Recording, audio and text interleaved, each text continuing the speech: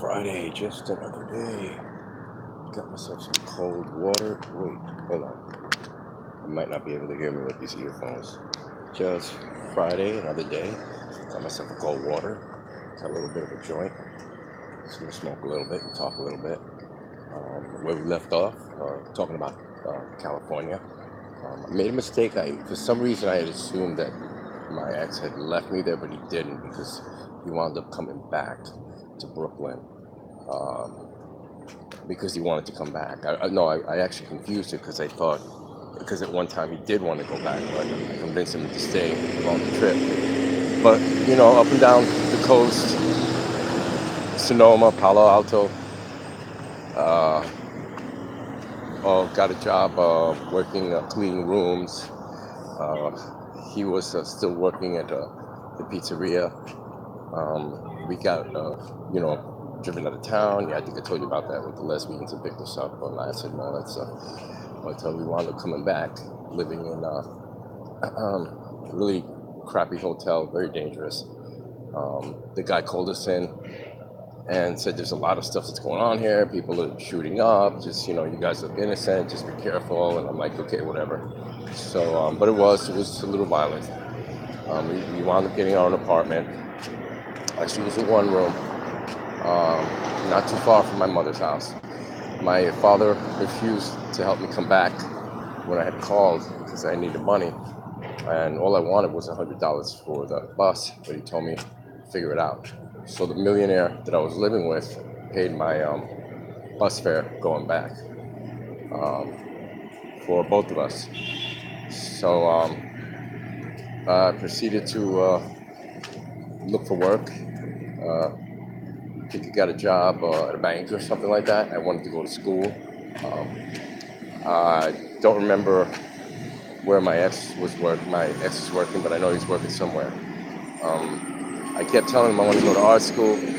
I opened up a joint account. We kept putting money together, mostly me, and he kept taking money out to buy weed, which I was cool with, but it was just way too much, and you got to ask me. So when it came to buying supplies or planning on it, going to school, I couldn't. So why do people do that? That's so rude. So, well, let me look at the light here. So, I couldn't take it anymore. I said, "Listen, it's my life. It's my life. Um, I want to do something with myself." He was very envious. He, I dropped something. He was very envious. He thought that if I went to college, that I would leave him for someone smarter, which in reality I probably would have. Um, so we got into a big fight. I was going to work. I remember I was working at a store, at a sign shop. So had a pink shirt on. So I said, "I'm leaving you." I said, "I'll find a place to stay. I want to go to school." He chased me around the apartment with a paring knife to stab me. I was ironing my shirt at the time. I came at him with the iron. He wouldn't back off. He locked me into the bathroom. He wouldn't let me go out. I opened the door. I took some ammonia. I threw it at him. Ran out, went to work. Got ammonia on my shirt, so worked with a dyed shirt. Scared about going back home that night.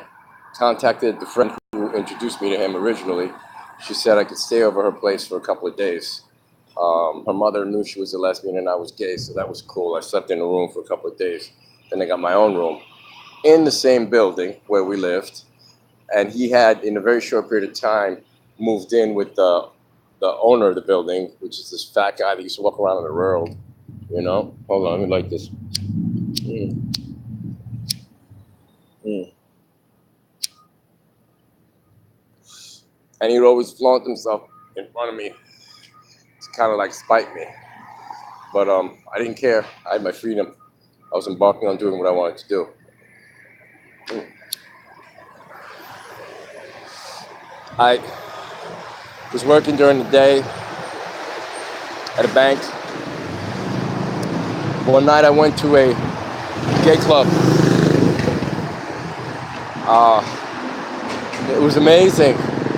I wasn't used to get club life. The lights, the sound, the music. I said, I want some of this. I want some of this. This is awesome. Fantasy. So let me light this up.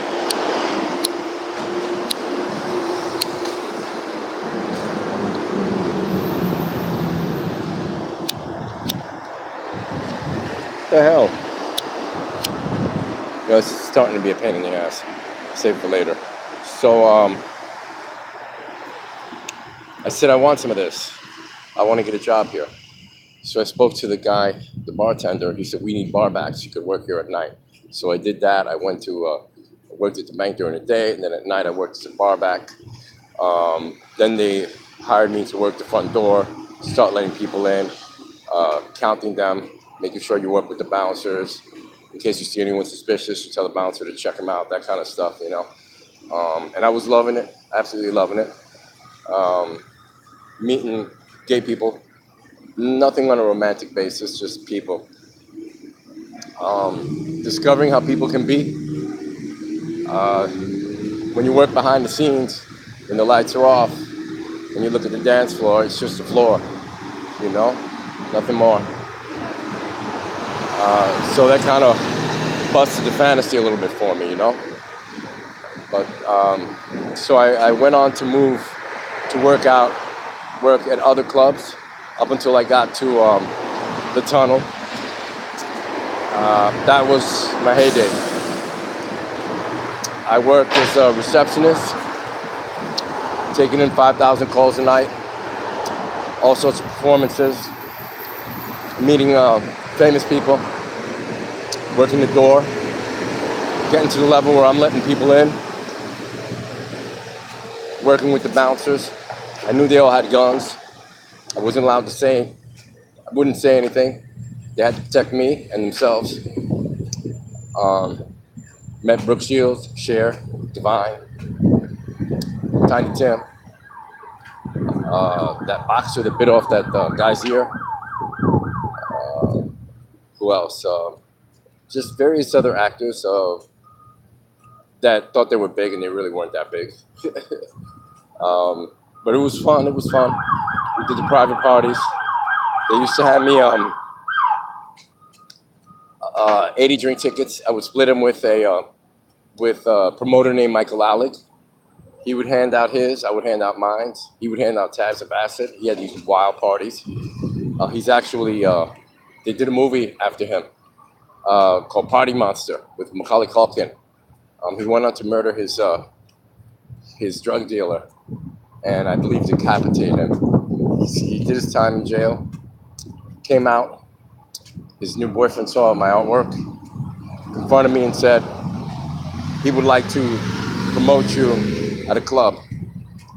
I denied, even though it was just his drug dealer that he killed. He killed someone. And Lord knows, I might be fucking next, you know? So, because he didn't strike me as a murderer at all. Very unassuming, very quiet. But he was doing a lot of drugs, apparently. So, there's that. Then I decided to go to school at night. Went to art school, to fashion illustration. Did my work there. Graduated, went for 2 years. Then from there, I went on to go to a trade school to learn pattern making.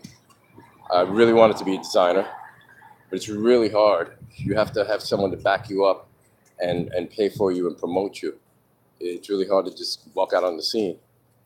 So I decided to stick more to the art side, the drawing, the illustration.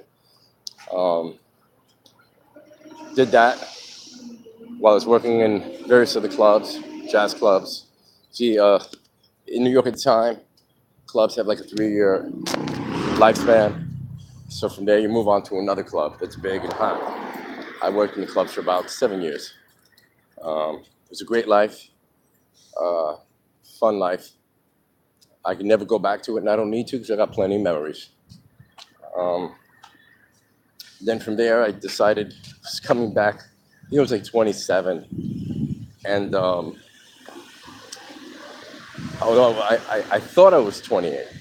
It was my birthday, and I was with my girl. You know who you are, girl. And we're coming home from the clubs. Must have been like 5 in the morning and stuff, which is the worst. You don't want to be coming home hungover with the sun is out, you know. So she said, "Happy birthday." And I said, "Yeah, I'm getting old. I'm 28." And she said, "You're not 28. You're 27."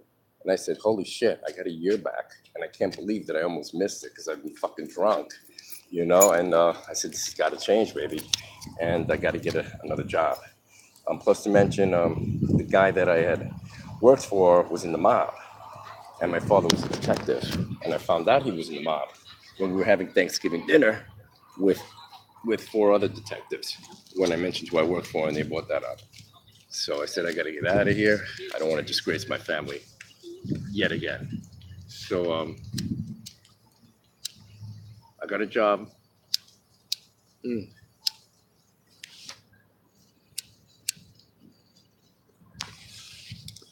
I was working at one club that was closing down, and they made me responsible for paying people and not paying people. And there were certain people they told me not to pay because they wanted to take off with like a majority of the money. I made sure that the liquor people got paid and the garbage people got paid because that's mafia.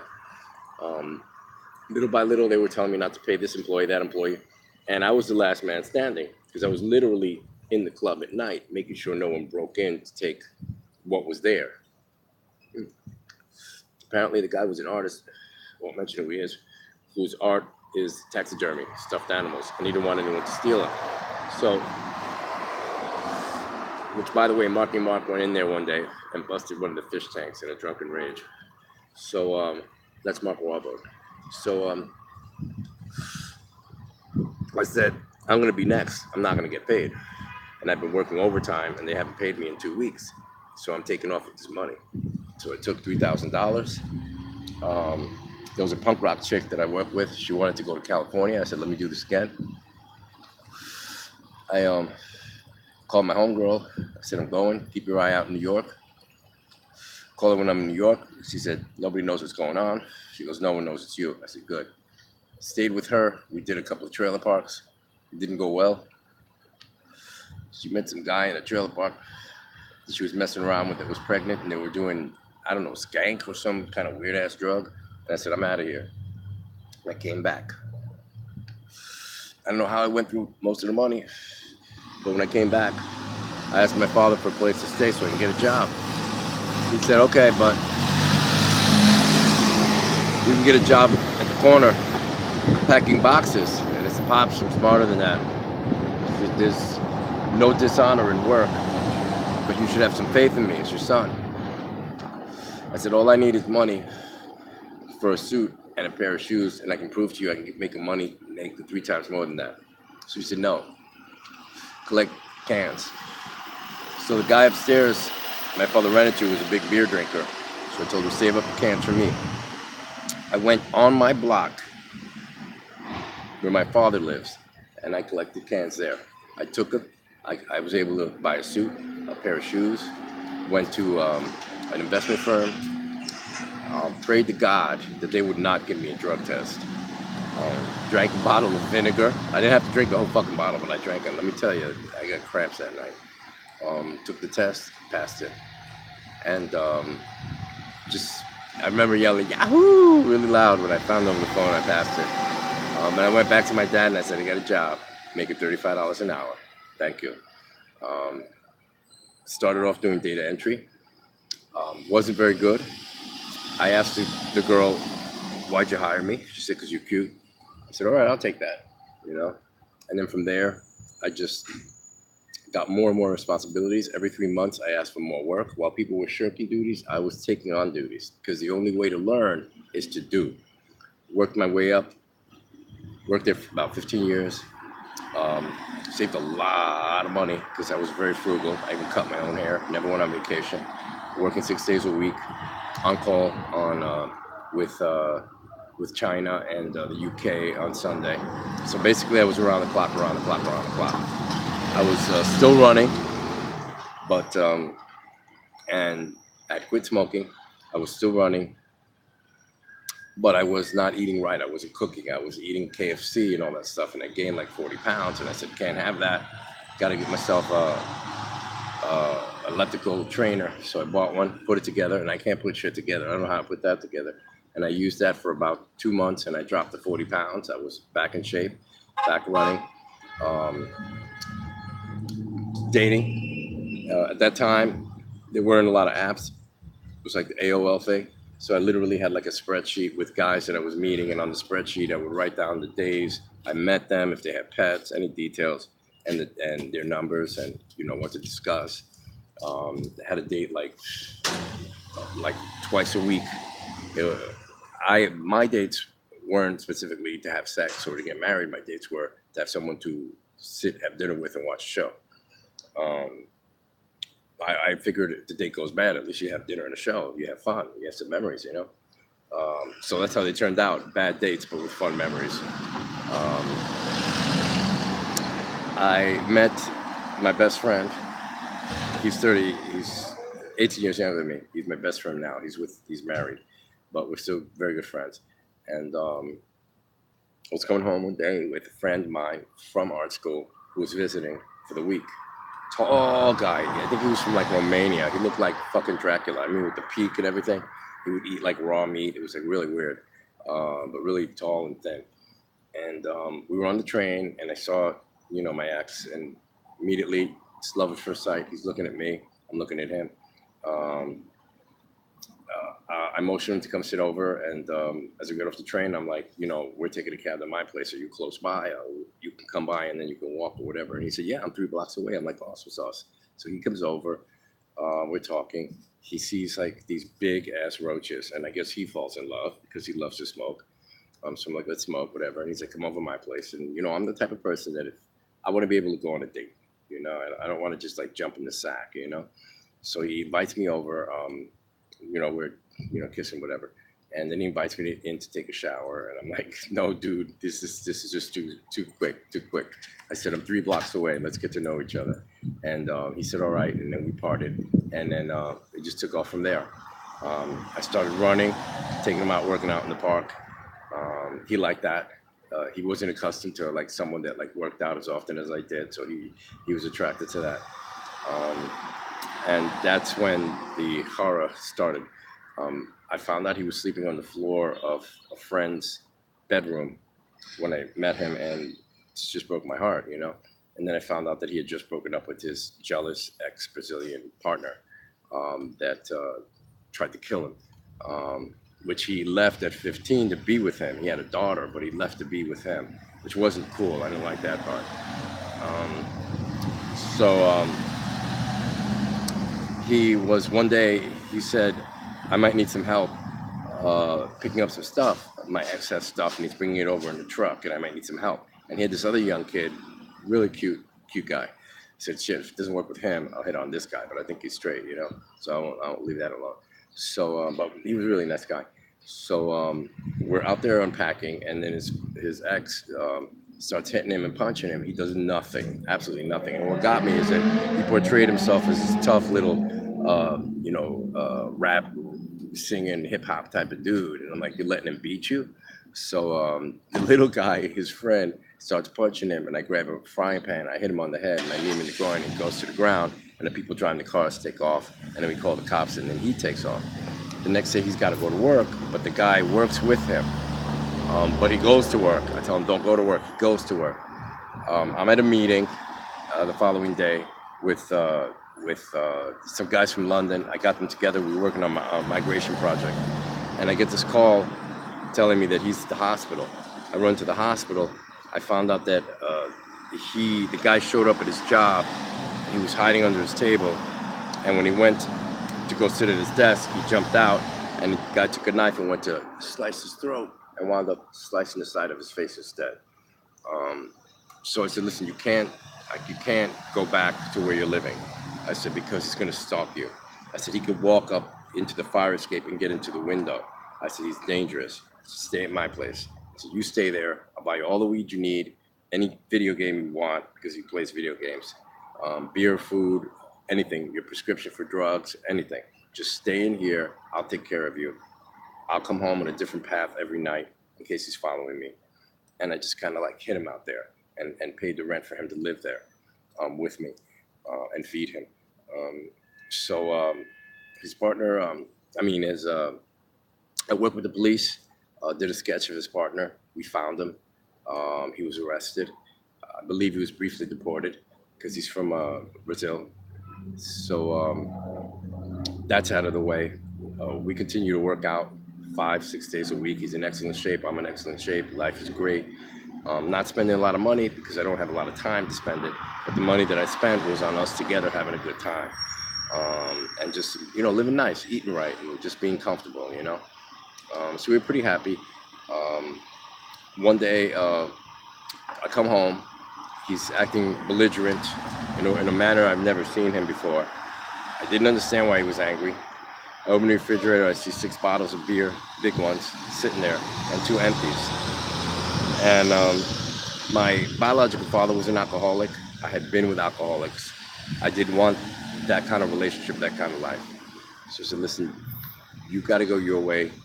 I got to go my way. I'm going to take a walk. I don't want to fight. I'm going to come back. Take as much time as you want. I will help you, but we can't be together. So he starts crying. He's angry, whatever. He winds up moving out. Um, then later on, I call him and I tell him, you have stuff here. I want to give it to you. I don't want to throw it away. You can come, or I can drop it off, or we'll figure out something. And he says, I never want to speak to you again. And I said, listen, we can do this 2 ways. First, let me explain to you, a relationship is two people. If it's not compatible, it's time to say goodbye. I said, the problem you had in your previous relationship is you guys didn't know how to say goodbye. And you still had that hatred and that anger. I said, I don't want that hatred and anger. I said, I offer you friendship. Or you can stay with the anger. And I'll stay here, feeling okay knowing that I offered you friendship. So he said, I'll take the friendship. And from there on, we've been friends. I mean, what, like 15 years now, 20 years? Um, and grateful that he made that decision because he's a good guy. And, he doesn't make the best decisions because all the time together, he had quit 14 jobs I found for him. Got him to go to school. He did well for 3 months. He quit. Got him to go to cooking school. He quit after a month. So he's quitting a lot of jobs, a lot of potential, but not enough drive to push through what he wanted to do. But he's with someone now. The guy makes a lot of money. He's happy. The guy put him in his will. I think that has a little bit to do with it. At first, the guy hated my guts. I put that to the side. We're friends. No one should get in the way of that. Just recently had dinner with them. No one showed up. It was a party that Carlos threw for his friends because he tells me, "Oh, you don't have any friends. You don't have any friends." I don't have a lot of gay friends. I have a lot of friends. I'm striving to make great friends. I show up at the party. I'm the only one that shows up, so I thought that was really ironic. But it was a lot of fun, a lot of food, weed, and stuff like that. So it was great. So here, sitting on the stoop now. My roommate is asleep, of course. He's suffering from depression. And while I've been around people with disorders and do have empathy for them, the one thing I have to say is that you can lead a horse to water, but you can't force him to drink. It's time for you to make a decision on how you want to live your life. I had a bout with depression, which was absolutely horrible. I used to think it was some fake made up shit, but it's real. It's real. So if someone tells you they're depressed, try to understand. I was a horrible month. I didn't leave the apartment. I didn't eat. I didn't bathe. I didn't want to go anywhere. I didn't want to go to the gym. I just stayed there. And then after a month, I didn't want to tell the doctor because I figured they're going to plow me with drugs. I said, just get up, go, take a shower, take a walk, face the sun. Exactly what I did. Felt so much better. I did have this moment of rage, though, where I'm walking by this woman, one of these yuppie women with the little dogs and little Mocha Luca Chaka, whatever, on the cell phone trying to cross the street on 6-inch heels. And I had this bag with the mashed potatoes from KFC, and I just wanted to fling it and just hit her in the head with it. And I said, don't do it. She didn't do anything to you. Go inside before you hurt someone. So I went inside, I calmed down, but I never felt that depression again. So I understand what he's feeling.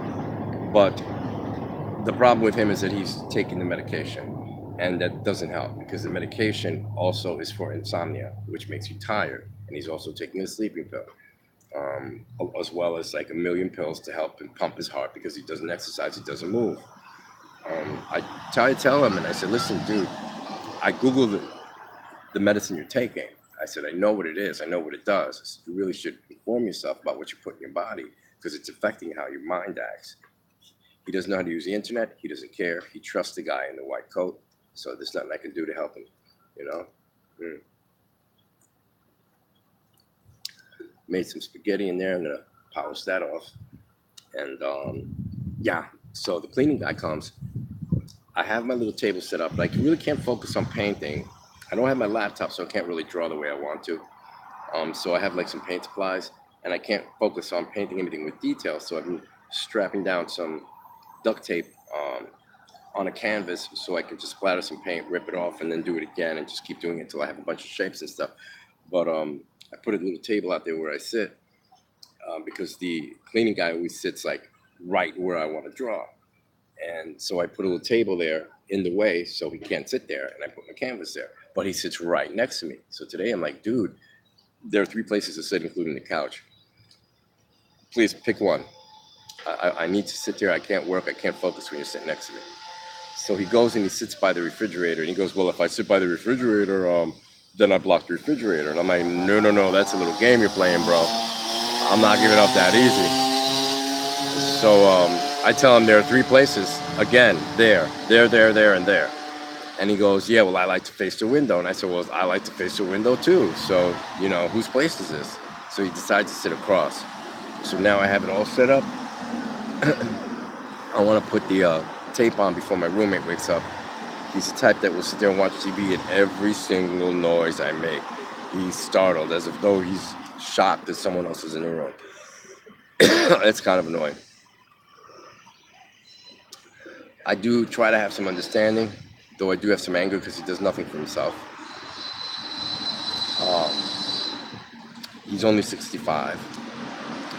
The guy that cleans says, well, he's old. I said, well, dude, I'm old. I'm 55. I said, my father's 70. My father has a job. The woman upstairs is 72. She has a job. Another woman upstairs suffers from depression. She goes out every day. I said, there's no excuse. I said, it's either you want it or you don't. And if you don't, then that's it. You drop. So, the water is nice and cold. So, good morning. There's a lot of people around here that collect cans and stuff. Kind of sad, man. They have to make ends meet, but I'm considering doing that too, you know? I don't have time to talk right now. So let me go inside. Oh, wait. Hey, this is kind of funny for me because I don't really like my face, so I'm forced to look at it. It's not that bad. All right, well, signing out. Have a good one, guys. Bye. I was actually thinking of deleting these things because I feel funny, like I'm telling the whole world my business. And my best friend said, well, I want to see the video. My sister says I want to see it. And I said, but I feel more comfortable telling it to strangers than I do to my friends and family. But my friend said, you're telling the world. You know, at some point we're going to find out. I said, well, we'll wait till that some point. I said, let me wait.